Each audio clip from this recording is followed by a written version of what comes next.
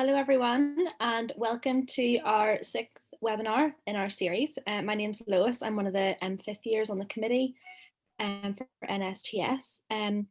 We have today an FY2 called Jen, who's on a few of our previous calls as well. I'm sure you recognise her. She's been taking a few of them, and she's taken one today on prescriptions, and it's kind of like common drugs that you'll have to prescribe on call. And it should be a really useful session. Just kind of like common things that you'll be asked to do. So hope you enjoy, and I'll hand you over to her now. Hi everyone, so I'm Jen. I'm one of the NSTS committee, as Lois has kindly said. This is just a little bit about me. So I'm FY2 now. I have spent my last 2 years in Yorkshire, and I was at Leeds Medical School as well. So these are my jobs that I've done throughout. Bit of stroke medicine at the beginning, and then I did urology with Gen Surg on calls. COVID struck, and I was kept on the general surgical emergency rota. Which was really fun. And then in F2 I did paediatrics, A&E, and I'm now on obs and gynae, which I guess is kind of a bit of a surgical job as well. So yeah, very keen. I think I want to do obs and gynae, so that's my current plan. But yeah, really keen in medical education as well, which is why I'm here. So today we're going to be talking about prescribing. I think it's a big worry when you start work, and especially on call, of kind of going into the world of solo and independent prescribing. So we're going to try and keep it focused, keep it really simple, and mainly stick to surgical prescribing. So today, and also just to mainly cover on from follow on from previous lectures. So a lot of the themes of the questions that have come up have been about pain relief or laxatives, antiemetics, and fluids. So I think it's been kind of a theme throughout that people feel like they need a little bit of help or clarification. So hopefully we can do that today.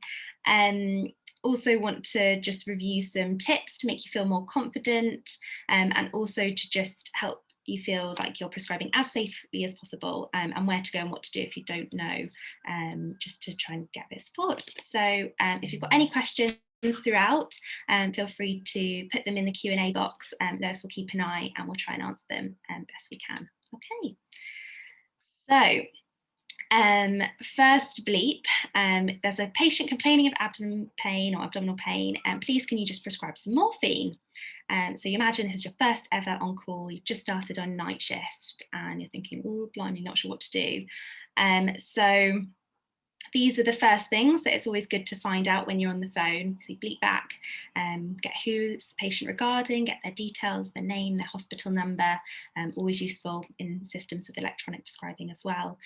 Really good to know where the patient is, very helpful, especially if you're new to a trust, and also to ask who is asking you to prescribe, because it's easy to forget when you're on the phone. So just, is this a nurse who's looking after the patient? Is this a surgical consultant who's just finished an operation?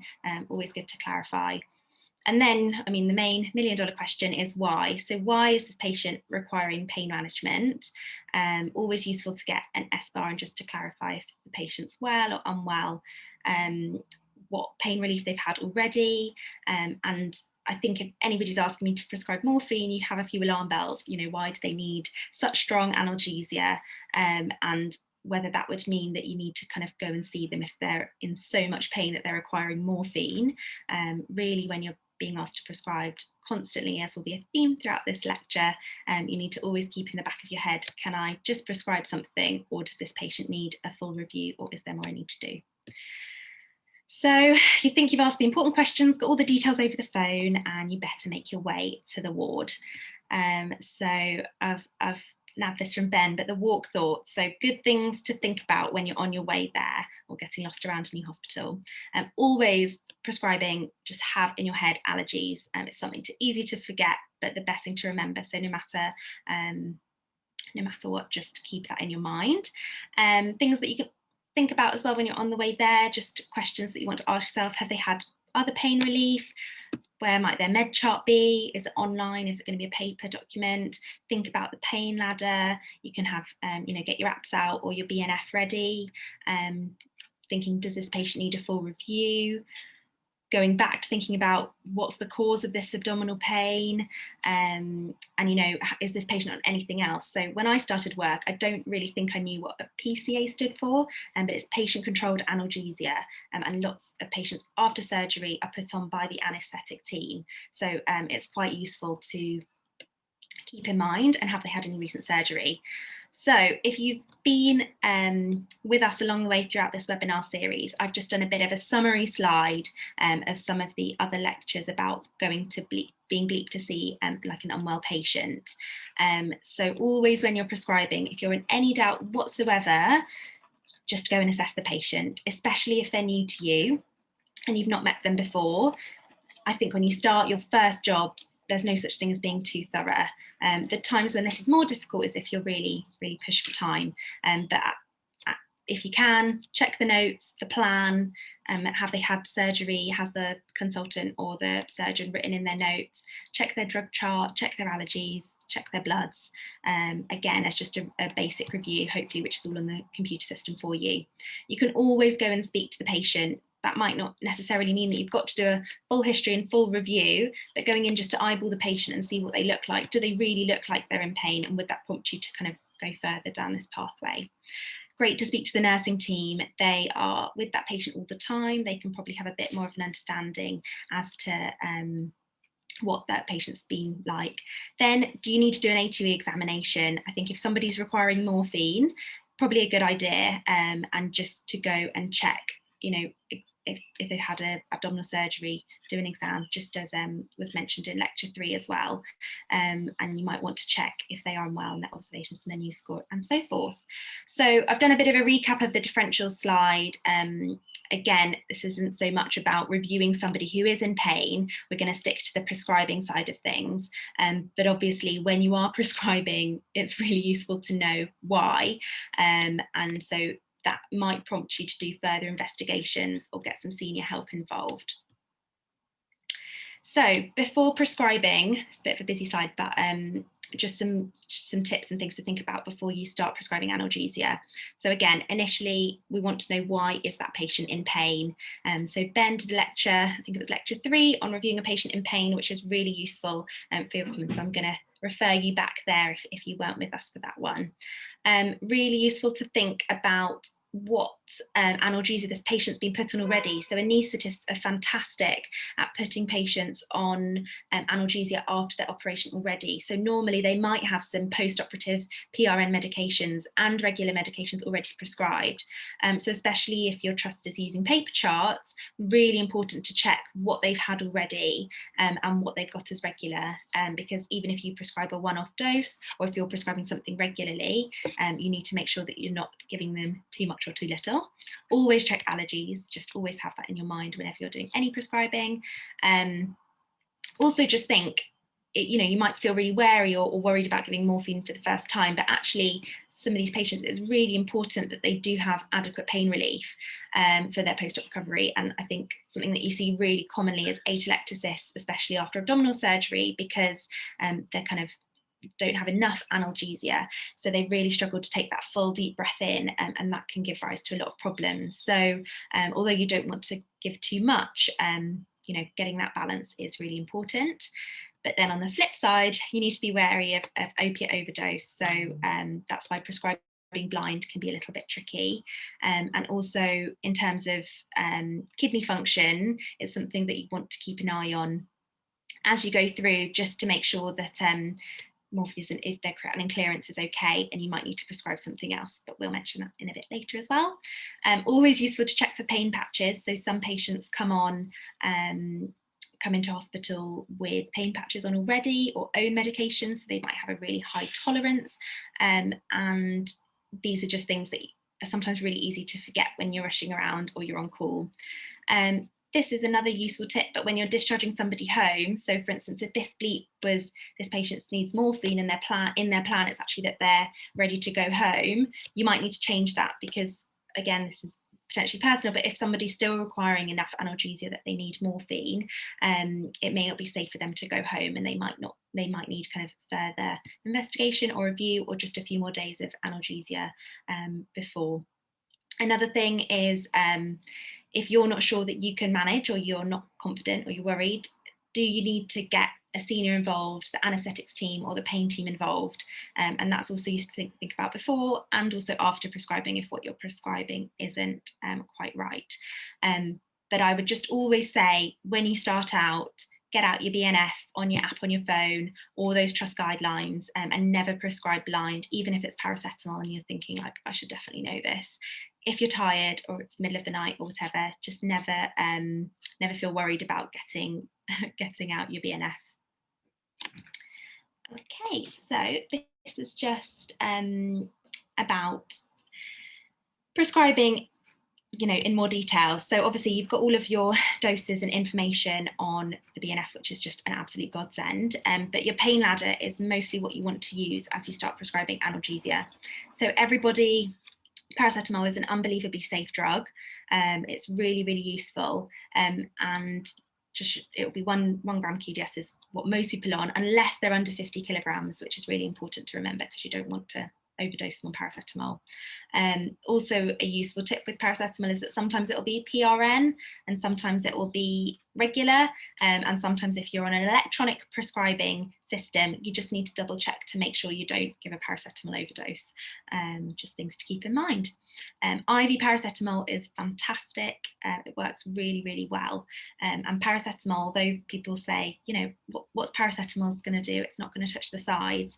Actually, it works as a really good baseline, and it allows other pain relief to work on top of that. So even though paracetamol itself might not help, we want to build things steadily, rather than going straight in with your morphine and your oxycodone.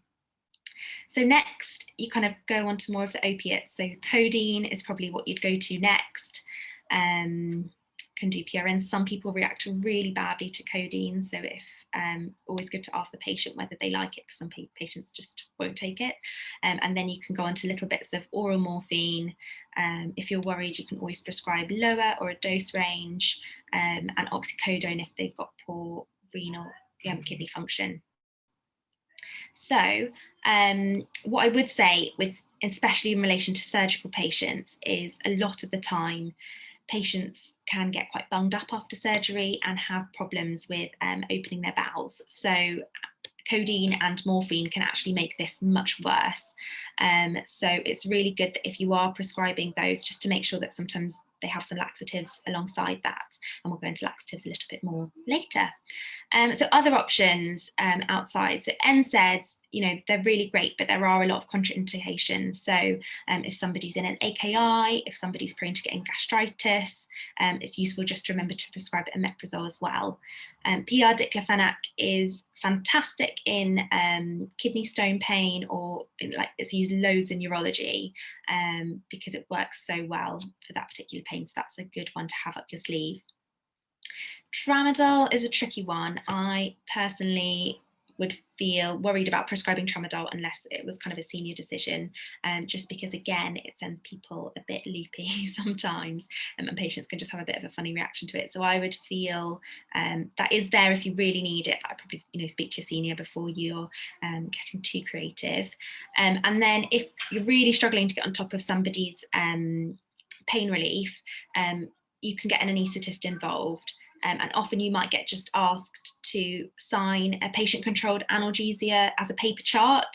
And I remember first seeing this and thinking, oh gosh, I'm not sure what I'm doing. I don't know who's authorised it. Just double check that the surgeon said for patient-controlled analgesia, or the anaesthetist has been made aware, of the pain team. The nurses normally know exactly what you need to do, and it's normally all pre-filled out. But there is normally a box on the back to prescribe naloxone. So if somebody's using their patient-controlled analgesia a little bit too much, and they're struggling with it, naloxone is there to just as a safety measure, so that the nurses can draw it up really quickly if needed. Just as a note as well, never ever underestimate your conservative measures. So some people, it can be in hospital beds for ages. Actually just taking a bit of time to get somebody and readjusting the pillow or making the patient more comfortable can go a long way. Getting physios involved to help can be really useful as well. I've mentioned them already, but the pain team and anaesthetics if you're a bit stuck for options, and always check for other associated symptoms that you think might be helping, might be worsening the patient's condition as well. So I think that is everything that I was going to mention initially about analgesia. I know there have been a couple of questions, so we can either wait until the end or go through them. I don't know, Lois, if you want to ask questions. I don't think I can see them. Maybe. Not a worry if not. We can move on. Let me just check. The next thing that I'm going to talk about, and we'll try and come back to questions, I don't know why I can't see them, is there's a patient being sick, so please can you prescribe some anti-sickness?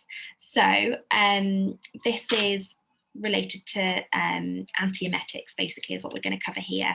But again, I'd go through exactly the same format of who's being sick.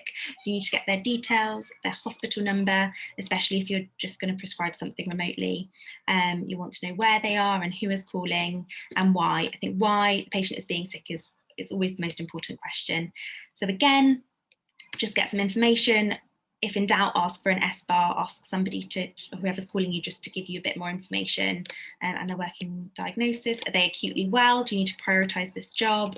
A brief, delightful description is always really useful, but how much are they being sick? What are they being sick?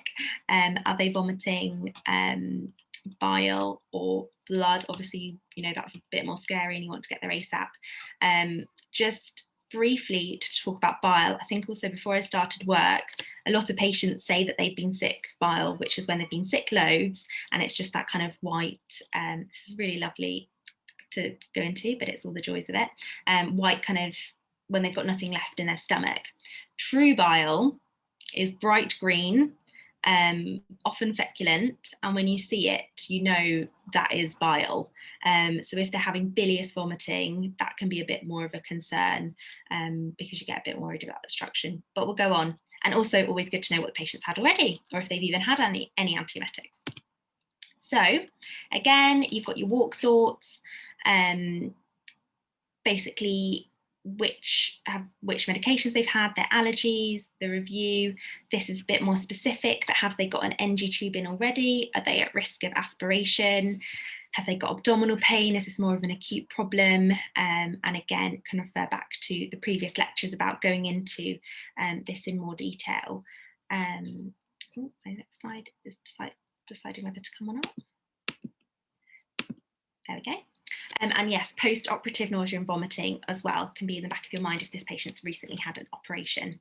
So again, just if any doubt whatsoever, and you think, oh, I don't think this is something I can just prescribe anti-sickness for, especially if you don't know the patient or you don't know why they're being sick, good to go and just do an assessment and go and review them. So again, check the history, make sure you've checked their plan or their bloods, speak to the nursing team, get as much detail as possible, go and have a look if it's in the sluice, speak to your patient, are they in pain, have they opened their bowels, have they got a stoma, just in terms of if someone's being sick a lot as well, I'd probably go and have a look at them and just check their abdomen and make sure they're not feeling really unwell with it and their news is up. Again, can go back to do this in more detail, but check things for like pain, check to see if they've recently had an operation and this may be expected. Post-operative nausea and vomiting can be really common, especially in young women who are prone to getting kind of motion sickness anyway. Or is this a complication of something that's happened post-operatively? Is it related to any medications that they're on, any anaesthetics that they've had, or are we getting worried? Is this obstruction or ileus? And do we need to do some more investigations? So again, just some things to think about before prescribing. Again, we're going to think about why, and that will really help us cater to which antiemetics we might use or what else we're going to do to help this patient stop being sick. I think, again, some anti-sickness medications, you need to take them quite regularly versus just as and when, which can be useful to know. IVs are really important. Sometimes it's very easy to just prescribe a medication or an antiemetic and then you realise actually this patient can't physically take it because they are being sick. So make sure that you can either put, sometimes when you're putting it, you can put oral/IV and then the nurse, at the nurse's discretion, they can give what they might need. What is the patient eating? Are they nil by mouth, or do they need to be nil by mouth if they're now vomiting a lot? just to avoid aspiration. And sometimes after a big operation, especially abdominal surgery, you might want to step them back. So if they're now vomiting lots, having gone on to like sips and sweets, which is kind of a bit mixture between just slightly thickened fluids, you might want to step them back just to having sips, so that they're not just profusely being sick all of the time. And it takes a little bit of while if the patient hasn't opened their bowels and they're eating lots. That can just make things post-operatively quite tricky. Always check allergies.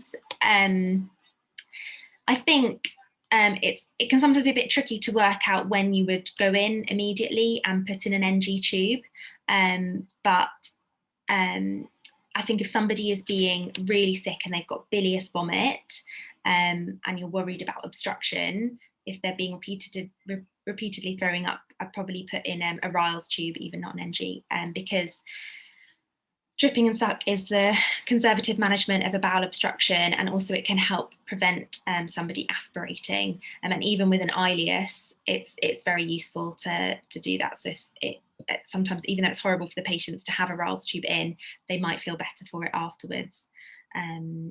Do you need to get a senior involved if somebody's being sick and you're not sure why? But again, repeatedly, if you're worried or you're not sure, just check it up in the trust guidelines in the BNF. I'm on obs and gynae at the moment, and the number of people coming in with hyperemesis, it's just really useful to have the guidelines around all the time, because there's a very specific antiemetic regime for our trust. So, and I can never remember it off the top of my head. Okay, so this is a little bit about the types of antiemetics. So I tried to go through it and what's useful, because actually your trust will only probably use one or two antiemetics for surgical patients. But I've briefly kind of put it into the three categories of how antiemetics work. So there's ondansetron, which mainly works on kind of sickness caused by toxins, a good kind of bracket generically to think about it. So drugs or chemotherapy, sometimes infection, including post-operative nausea and vomiting, or an anaesthetic. Ondansetron can be a really useful drug. So it works on your serotonin 5-HT3 receptor antagonist. So not that you need to know this specifically, but it's just quite useful to know that these antiemetics work in different ways. So sometimes you can use them in correlation because they're working on different receptors. Just the only thing with ondansetron, it's normally absolutely fine.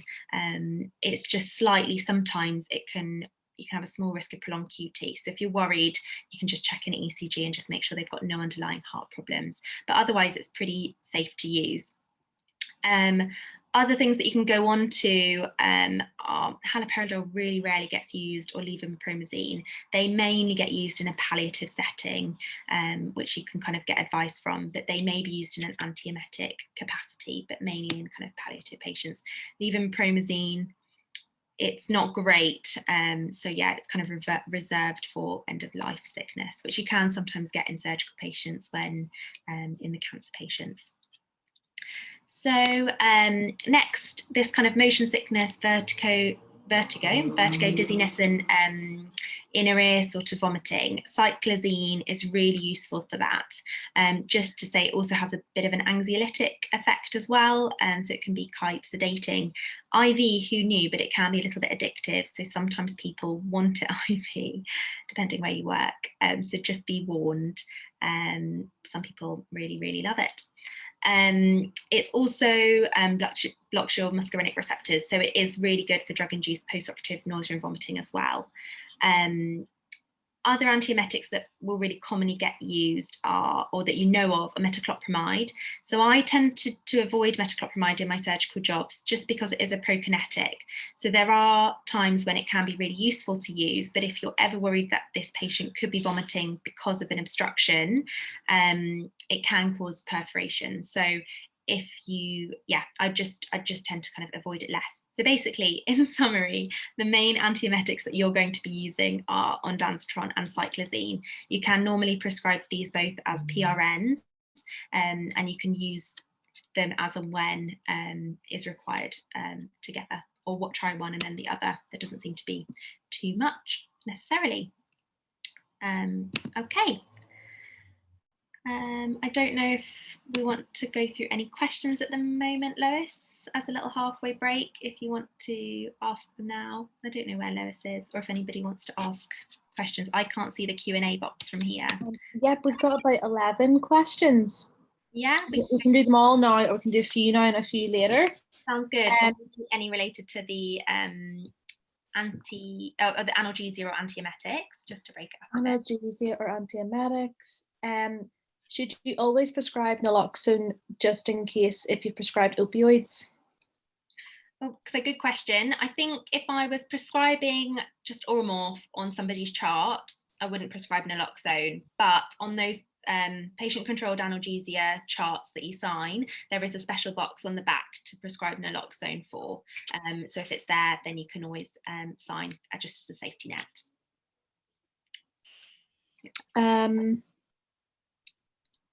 Yep, there's 2 questions on that, and the rest are not to do with opioids. They're just separate things. Yeah. What kind of problems can atelectasis give rise to? HAP ? Yes, exactly. I mean, I think answered your own question there. So if somebody is if somebody's had a huge abdominal surgery and they're in loads of pain post-operatively, as you can imagine, you can just, or if they've got an obstruction or if they're in ileus, because it can be so painful to take a deep breath in, it's really common to get a bit of basal atelectasis. If that is ongoing, you are almost sadly just so much more likely of developing a hospital-acquired chest infection, which can get really nasty, and you know, that's where people can go off on surgical wards a lot. So I think it's one thing is great to get on top of analgesia. Other things that can help with atelectasis is sometimes just breathing in saline nebulizers can really help encourage patients to take a deep breath in. And there are always an amazing team of physios. The chest physios are always around on the surgical ward, so you can refer somebody to physio to give them specific chest physio to help prevent getting atelectasis. That's helpful. Okay, lovely. I've just seen one that I missed. Can you briefly talk about buprenorphine and fentanyl patches? Yes, absolutely. So the main thing is that normally people are, the main 2 things I'd say about patches are, I don't know if this will help answer your question or what specifically you want to know, but people who have kind of chronic pain problems are sometimes on them before they come into hospital. So it's always really good. Normally the pharmacy team will do a medicines reconciliation when that patient comes in, but if you're clerking somebody into hospital, it's good to just check what analgesia they were on previously and just to check them for patches, because then obviously if you prescribe more medication on top of their patch, you might run the risk of giving them too much. And also they might have a really high tolerance anyway. So that's one thing I will say. I think in terms of prescribing patches off back, I think I wouldn't tend to go straight in for a patch if required. I think the pain team are really, really good at, there's like a pain special nursing team that can get involved if what you're prescribing isn't working, and those patches can be slow release, so that can help avoid too many problems and sometimes avoid people getting too bunged up on loads and loads of oral opioids. But I wouldn't probably prescribe them just off it. I'd probably get the pain team or anaesthetics involved to get a bit of help with prescribing patches. Hope that helps. Okay, lovely. Shall we do one more quick one then, and then we do the rest later on? Yeah, brilliant. Sorry that I couldn't see them. Yeah, don't worry. How to differentiate between atelectasis and coarse crackles in pneumonia? So yeah, again, really great question. I'd say that you probably can't always. I think at the time span that the patients develop them is normally a really good indication. So somebody, if they're not if they've not got a fever, or they're not really septic and unwell, or they just haven't got a spike in their CRP and white cells, you know, if they're not showing signs of infection, you may think this is more likely of like an atelectasis picture. If this patient is post-operative a couple of days and they've not been able to move around or mobilize that much, radiology as well can sometimes differentiate. Pneumonia, this patient would have had a chest x-ray, you can probably see pneumonia, they probably have spiked temperature or have got raised inflammatory markers, but actually auscultating, I think, you know, you're normally quite, it's good to be able to hear some noises, to be honest. And I think when you start off, differentiating between those two is probably quite subtle. And I'd probably use more of the clinical picture around to work out whether I'm working out with some atelectasis that will be resolved with a little bit of chest physio and some saline nebulizers, versus if I'm going to go down the route of treating pneumonia, I probably look at the patient as a whole, do my A to E, work out if they've got, you know, signs of infection, and if so, go down, kind of treat them out with antibiotics. So I'd probably, as well as listening out, if you heard noises, get a chest x-ray and then go from there. Hope that's helpful. Lovely, thank you so much. No worries. So should we move on to the joys of laxatives? So your next bleep, you're having a really great prescribing night shift by the sounds of things. There's a patient who hasn't opened his bowels. Please, can you prescribe some laxatives? Which, unsurprisingly, you do often get bleeped for in the middle of the night. Which you think, interesting, why couldn't this have been managed in the daytime? So you speak to whoever has bleeped you and just get some more information. And then always in your mind, I guess as you get bleeped, whatever, I think especially when you're starting out, you just want to think of the red flags. So should I be worried about this, or can I get away with, you know, prescribing, hoping that helps, and reviewing if it doesn't later.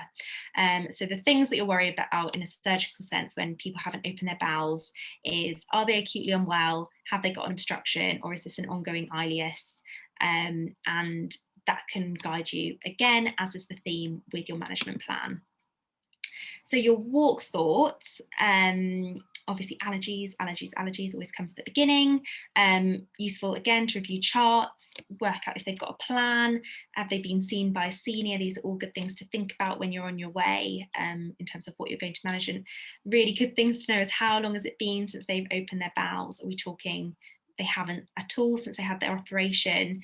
And my favourite thing to know, and the most important thing I think you can know, is when somebody's constipated, are they passing flatus? Is this total constipation or absolute constipation where they're not passing anything? Because that would be a red flag for me, and I would be more worried. If they're not passing any wind whatsoever, I think then I'd probably be a bit more panicky and want to walk a little bit quicker on my way there. Not necessarily, but be a bit more worried. The other things to think about is, has this patient had a recent PR or an enema, and what kind of management has been taken so far. So again, if any doubt in your mind whatsoever, just go and assess the patient, speak to them, speak to the nursing team, check the notes, check the plan from the surgeon, check their drug chart and have a look at their bloods, maybe less so if they're constipated, but you never know, can always be helpful. Has this patient got a stoma? Is also really useful to know, because without having a look in that stoma, you may not know if it's blown up with lots of gas or what's in it. And so it can be difficult to fully assess unless you've actually had a look. I think it's often something that gets missed because it's not always a favourite thing to do out of hours, but it is normally sensible to do a PR. Abdominal x-rays are a lot more radiation, and they're not always very specific. So I think you get a lot of just abdominal x-ray, query obstruction, when actually it may not be particularly helpful. Doing a PR can be really helpful if they've got an empty rectum. The nurses will love you if you go to do your PR, and if you're not concerned if they're passing plated things, you can take your suppository with you and then do it all in once. And you'll be, you know, it's just sometimes helpful if you're there anyway, to help get things sorted. So again, your differentials, just really good to have in your mind. You know, are you worried about this patient? Does this patient look really uncomfortable? Are they in pain? Have they got a really distended bowel? Are they being sick and they haven't passed anything? Versus they're passing flatus, they're just feeling a bit bunged up, they've been on loads of morphine and codeine since their operation. That would make me less worried and more happy to just kind of prescribe some laxatives and see how they go. It's really common that some people just don't open their bowels that often, so it's really good to know what is normal for this patient. Also, if patients have had an operation, if they've been starving before it, or if they're nil by mouth, often their oral intake is so much less, so they may be more dehydrated. And that can often be a non-worrying cause of why somebody's constipated. It is so common, and I think people in hospital, they have such an altered diet and are so much less mobile that people do just get really constipated in hospital. But it's just good to always have in the back of your mind, is this something that I should be worrying about, or are we happy to just try some laxatives and see how we go?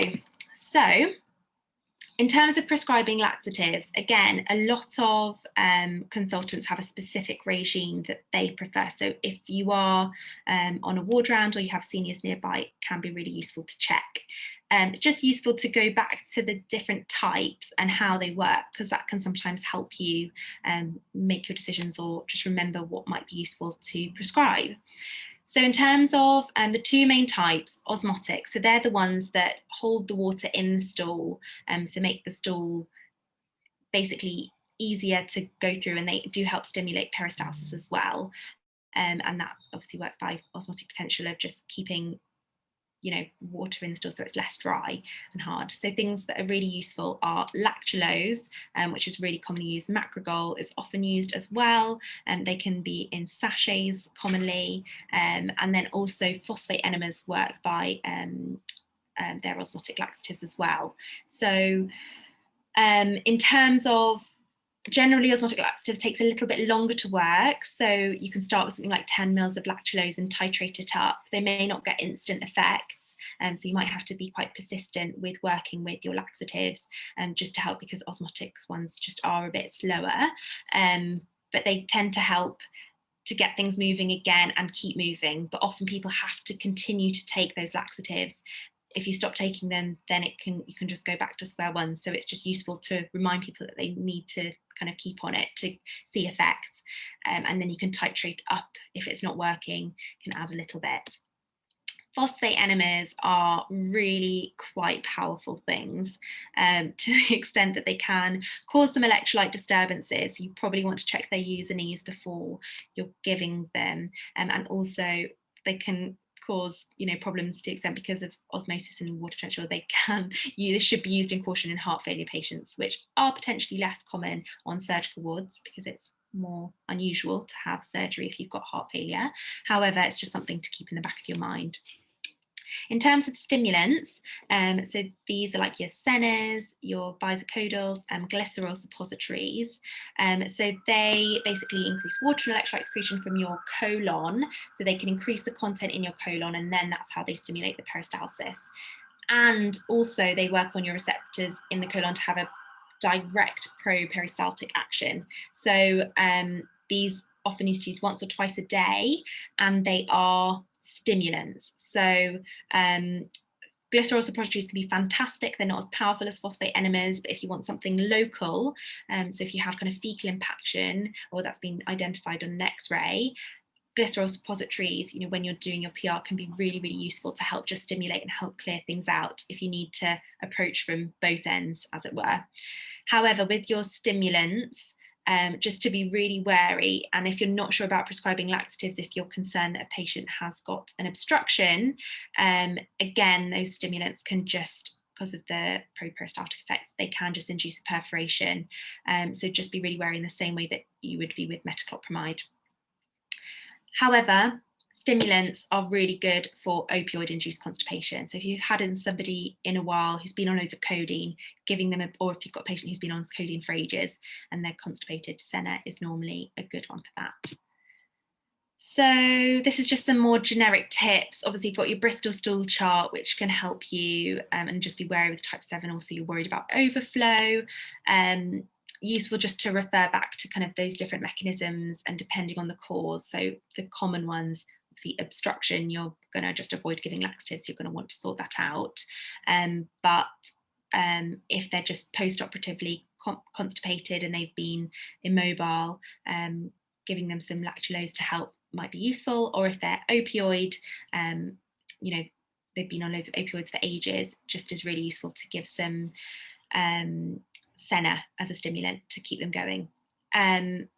Some surgeons just have their own way that they want to give laxatives, and they can be really fussy because they might want patients to open their bowels by themselves just to make sure everything's working, especially I don't know, some particular surgeons that work in. So just it is sometimes useful to double check, or just if you're unsure, write a note in the ward round just to get the day team to confirm if it's overnight. Always check your flatus, so just double check, make sure that the patient is passing wind, and then that can be a really reassuring feature.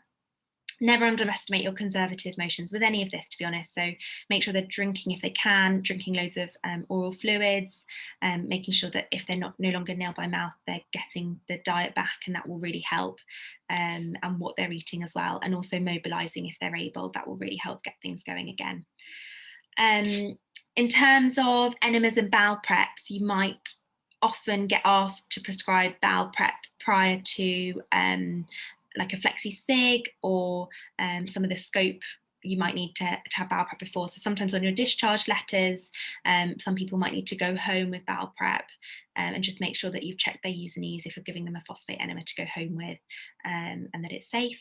The other thing is just, some patients need to come in the day before they're having an investigation if they want to have their enemas done within the hospital. So it's just something to be aware of, because you may not otherwise be. This is another little, this is just from my revision notes, the laxatives, which is just a useful way.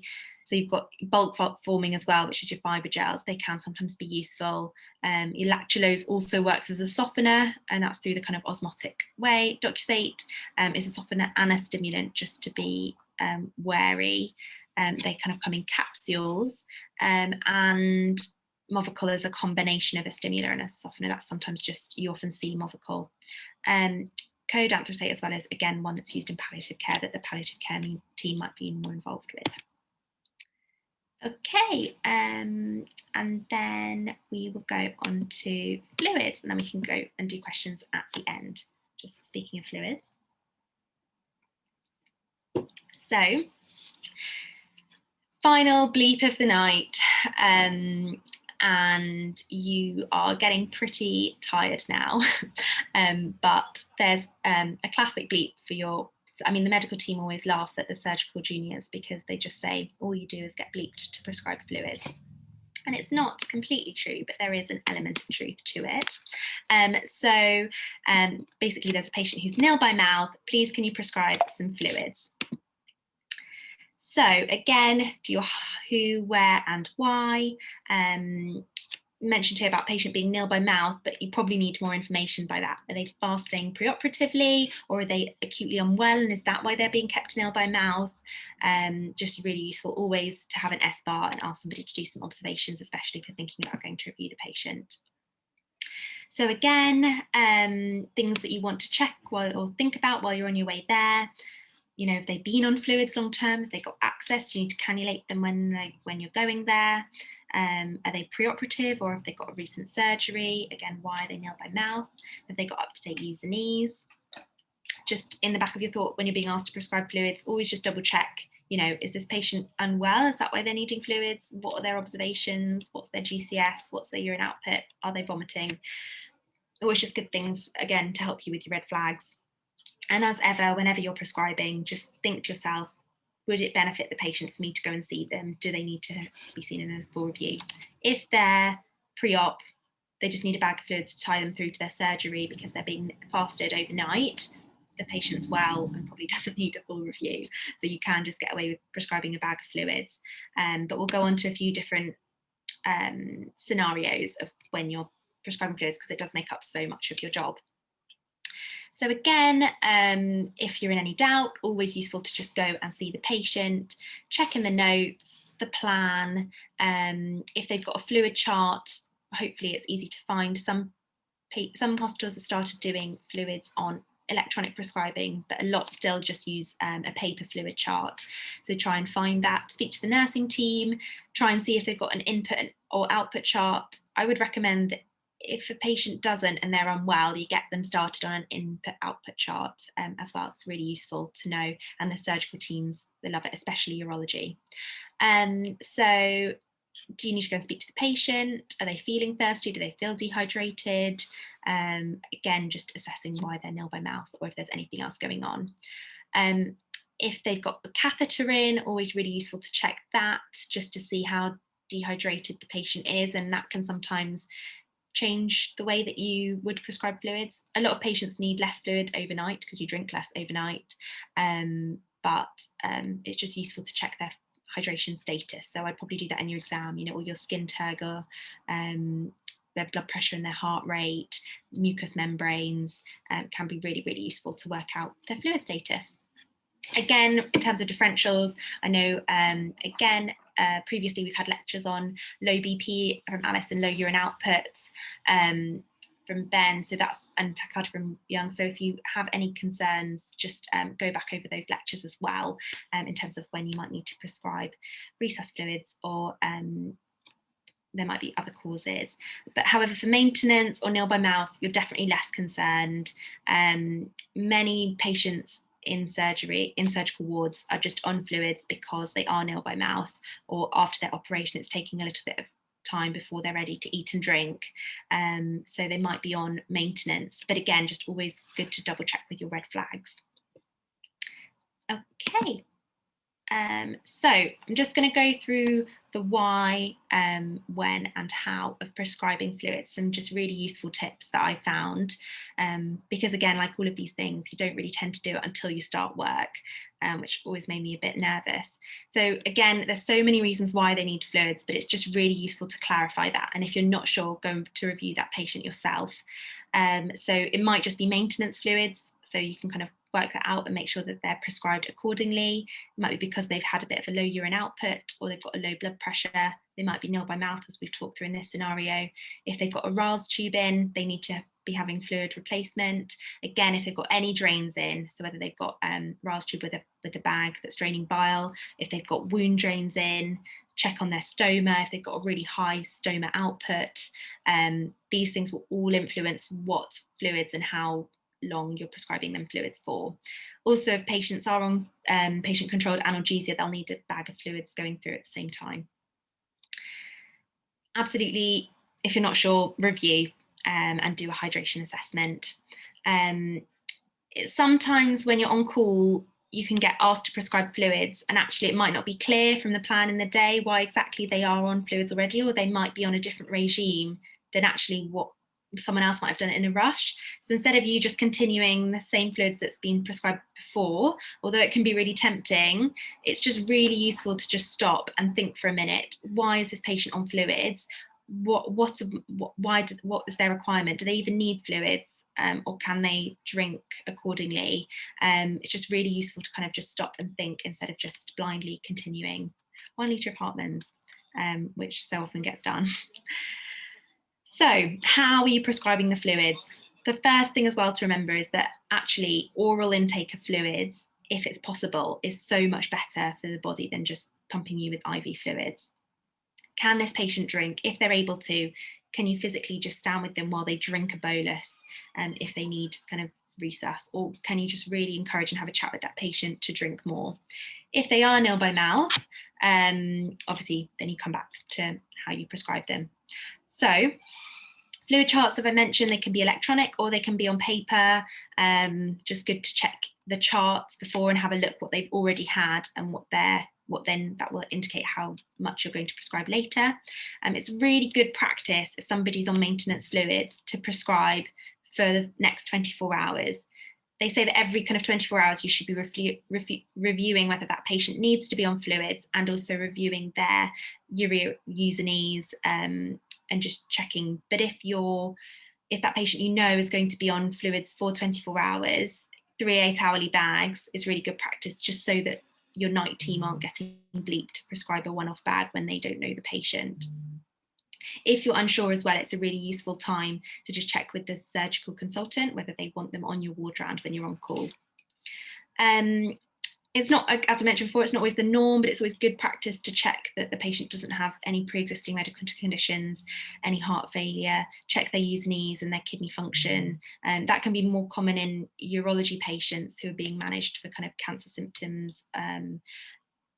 So just always be wary of when you're prescribing fluids, as you would be. So in terms of what to prescribe, every hospital has its own normal, and it's very easy to fall into the habits of just what is done there, when actually it can be really useful to think about what you're prescribing and why. So it's such common practice, everyone can do it, that you're just prescribing a bag of Hartmann's, a one-off bag, 1 litre of Hartmann's, and then the next person who needs to prescribe the fluids will then review what they actually may need, especially if it's maintenance. Some places love Hartmann's, and it can be really great because it is kind of combination, so that it's supposed to mimic kind of your body's natural intake, so it has a little bit of everything, but it does have potassium in. So if you are worried or the patient is hyperkalemic, just always be cautious and remember that Hartmann's does have potassium in, which you don't always know because it doesn't say it on the bag.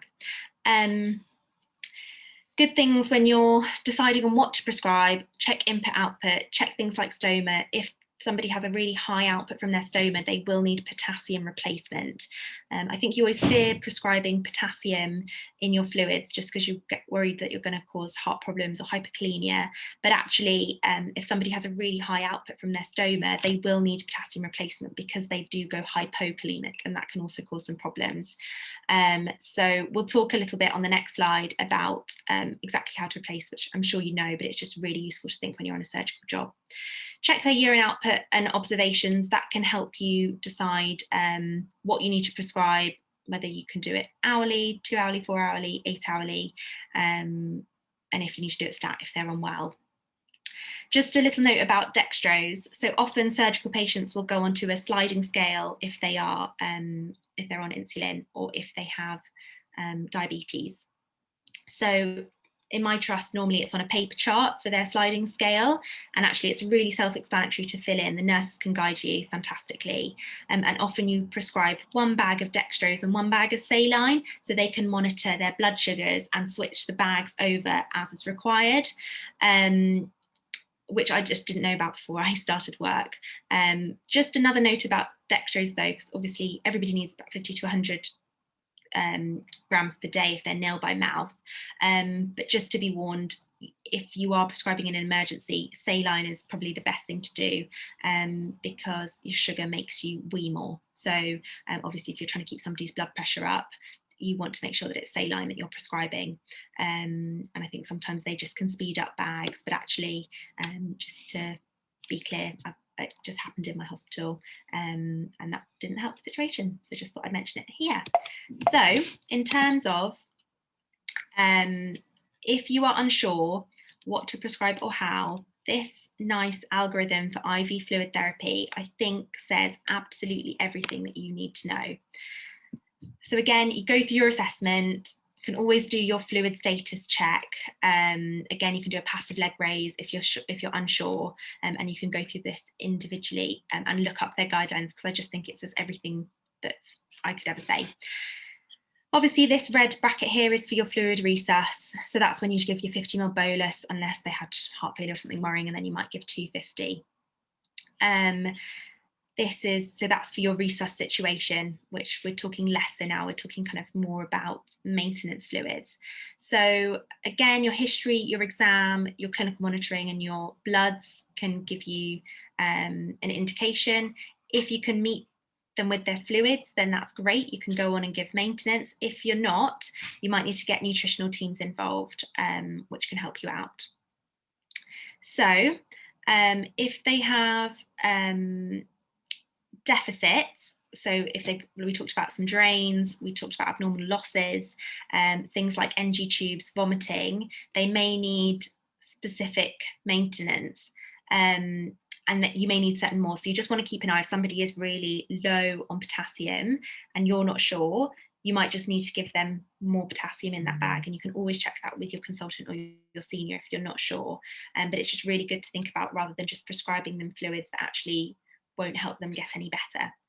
Routine maintenance, so if this patient's just nil by mouth and they might be nil by mouth for a little while, this is what a normal person should have. So for instance, if you're 70 kilo person, that's roughly about 2 litres, and you kind of want between 1 and 2 moles of this So although people avoid prescribing potassium, you do actually need potassium as part of your maintenance.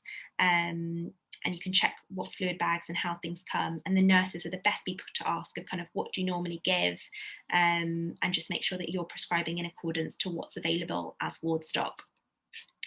So yeah, just make sure you're reassessing and monitoring them, and checking. But yes, I think just this, if you've got a bit of time, just go through this algorithm, go through the NICE guidelines, because if you stick to this, you can't really go wrong. And it does become much more explanatory when you start work and you're prescribing regularly.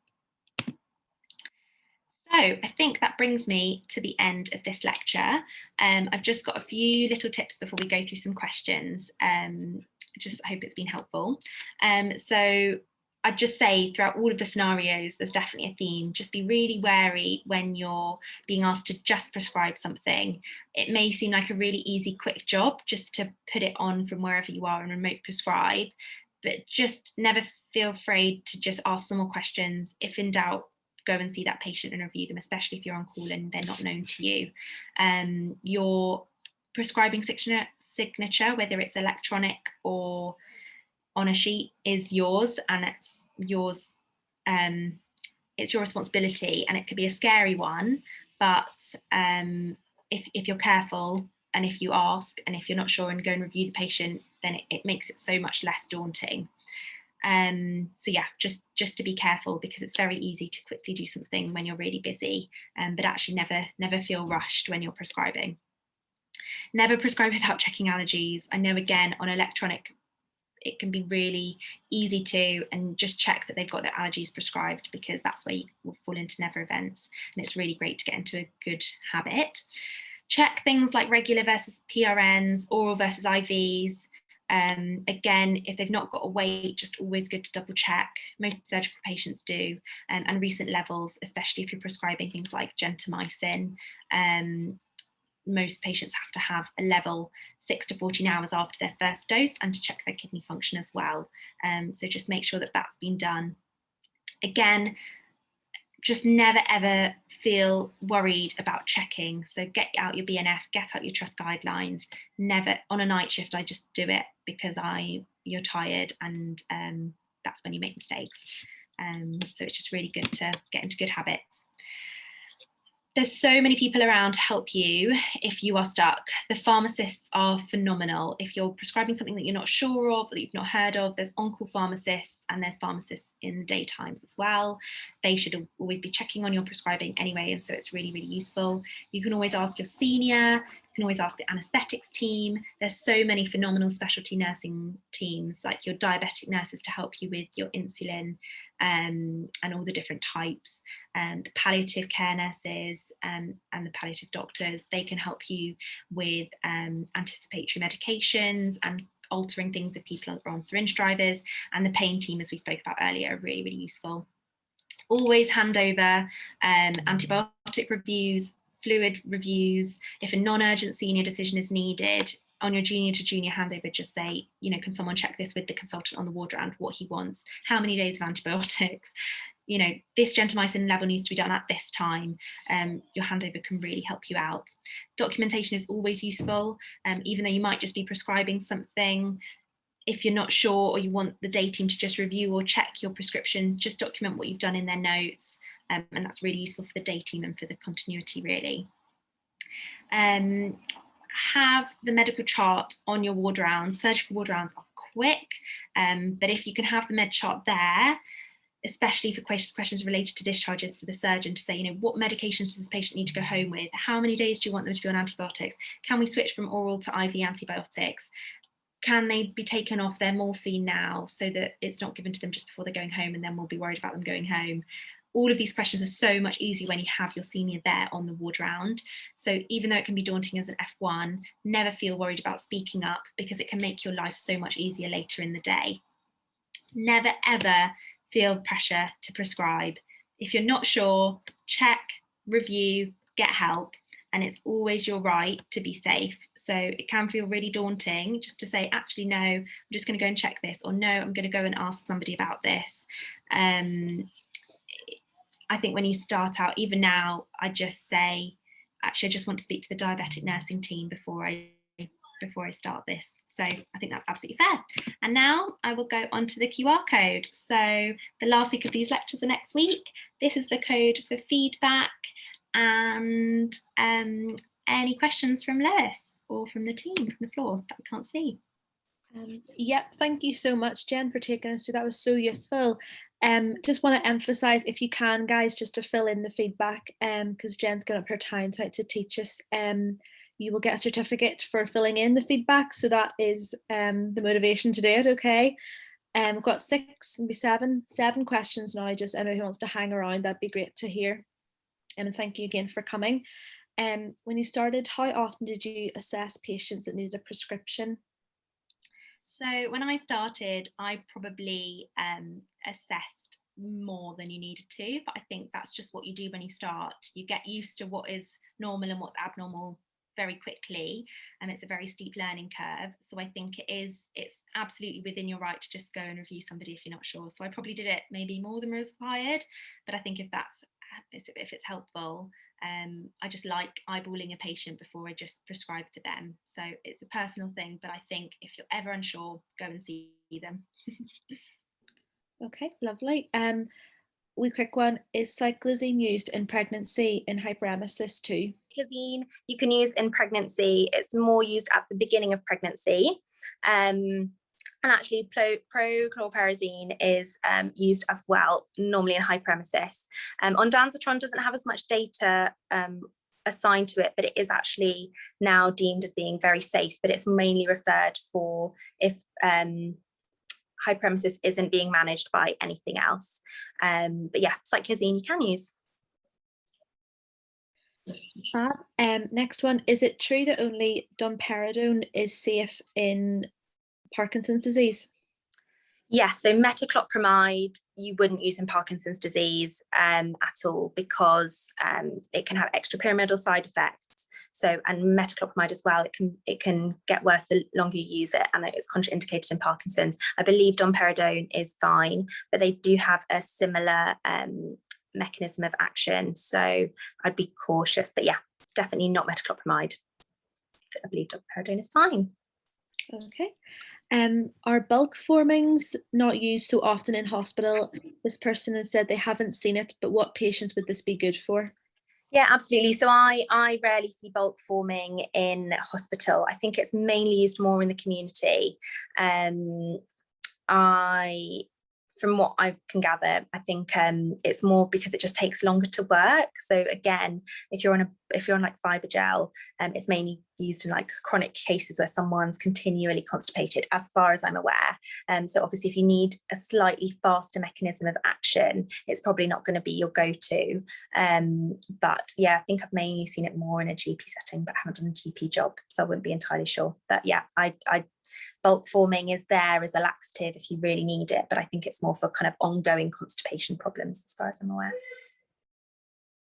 Okay, we've got 4 left. For fluid resuscitation, do you prescribe in the stat section or the infusion section? So is that just for fluid prescribing in general, sorry? For fluid resus, sorry. Oh yeah, fluid resus, it depends on your hospital trust and your chart.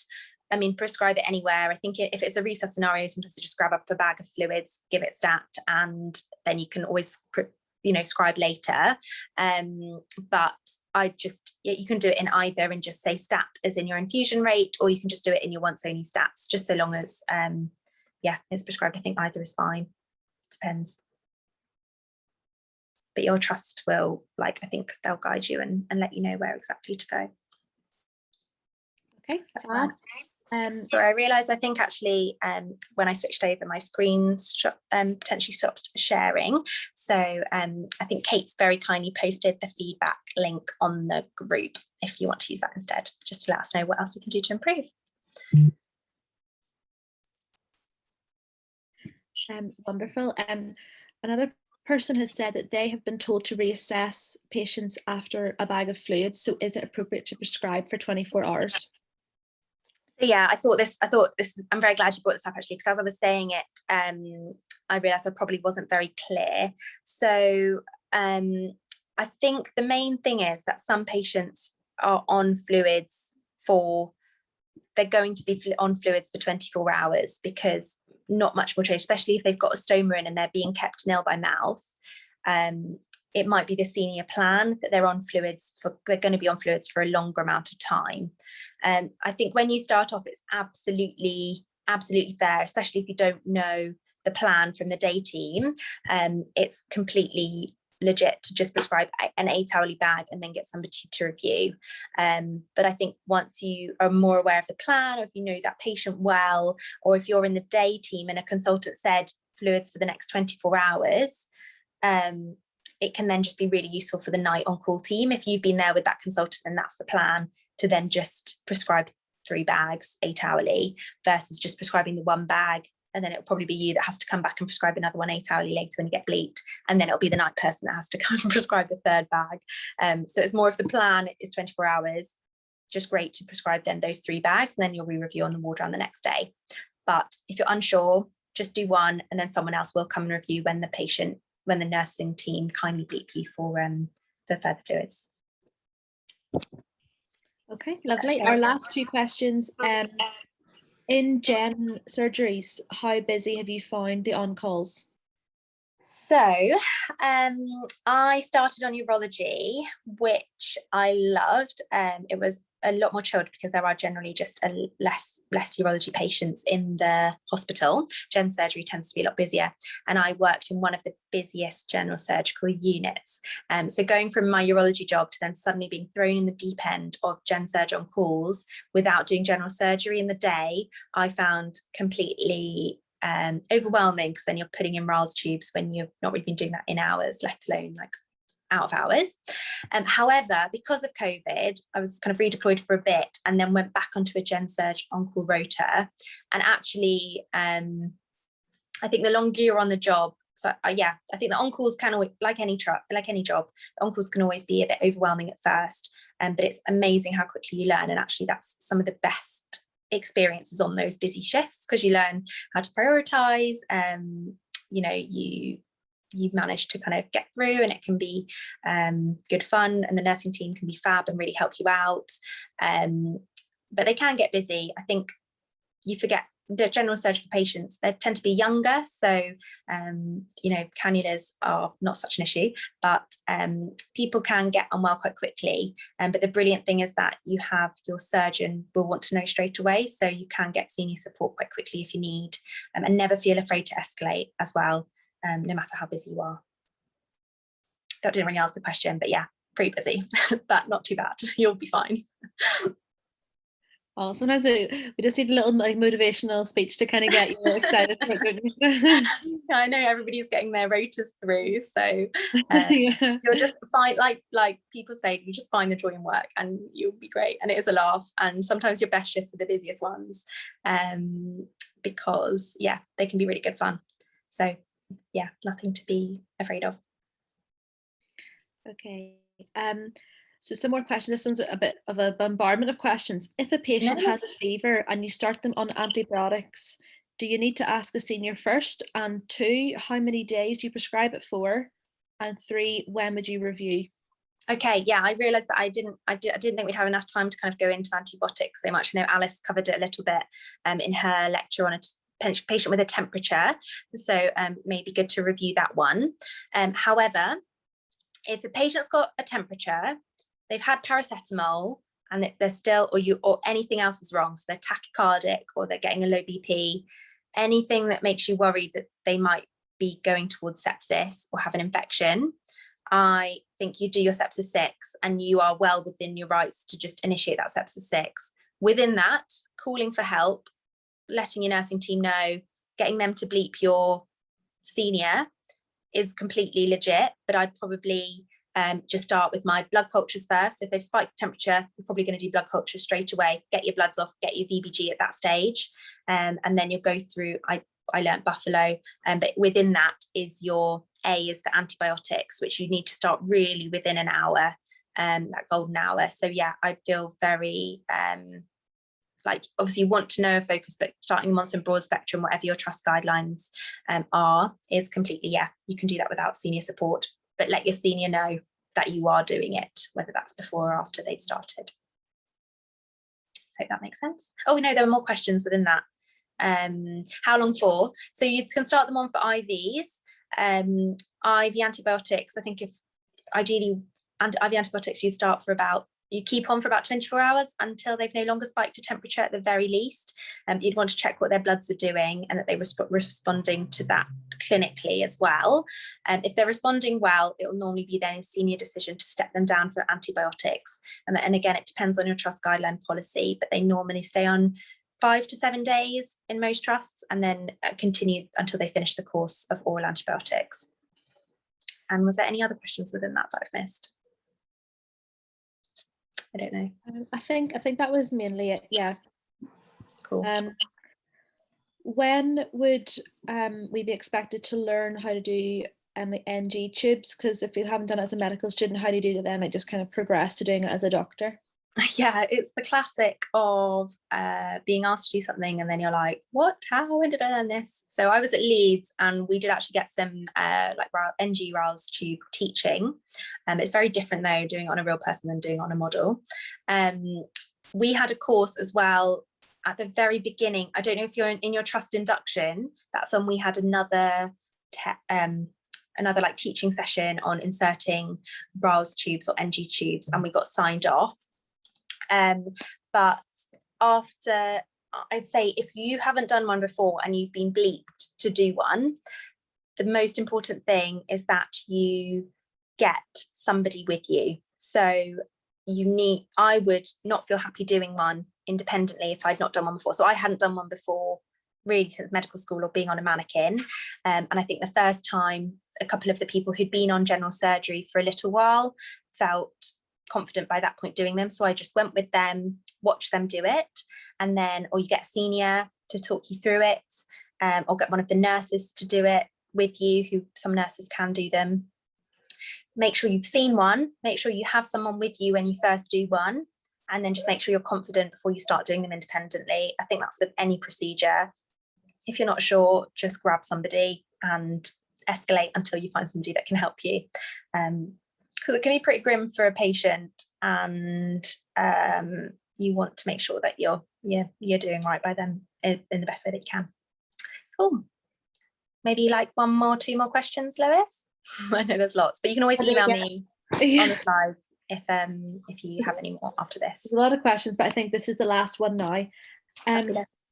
Apart from the prescribing we've gone through tonight, what tends to make up the bulk of general surgery on calls?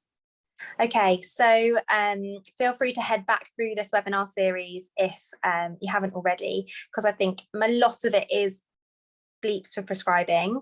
A lot of it is being called to review a patient, so often it's triggered by the news score. So a patient who's got a low blood pressure or tachycardic, a patient who's in pain postoperatively or vomiting, and we've tried to go through the main bleeps that you might get in last week and the week before's lectures, so I definitely check those lectures out.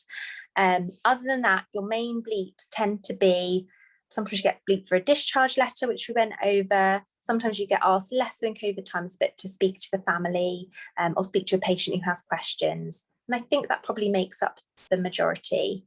So yeah, on your on-calls, normally it's going to an unwell patient, or if a nurse is concerned about anybody, or just, generic prescribing jobs and discharge letters. I think that pretty much makes up the bulk. Hope that is okay. Fabulous. Thank you so much, Jen, for taking the time. No worries at all. No worries. Sorry that my laptop died, but yeah, hope everybody has been okay. It's been wonderful, so thank you. No worries. Have a good evening.